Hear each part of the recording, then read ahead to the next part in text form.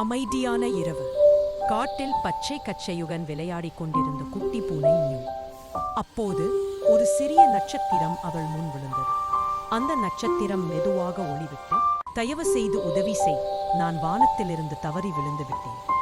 Mu உடனே புன்னகையுடன், கவலைப்படாதே, நான் உன்னை மீண்டும் வானத்துக்கு திருப்பி அனுப்பிவிடுகிறேன் என்றாள்.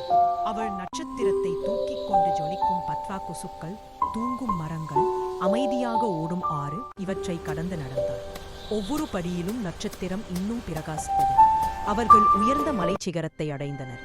மியூ நட்சத்திரத்தை உயர்த்தி பிடித்து, உன் முழு ஒளியையும் பளபளப்பாக விடு என்று சொன்னாள். பிளாஷ் நட்சத்திரம் வானத்தை நோக்கி பறந்தாள். நன்றி மியூ என்று ஓடினாள்.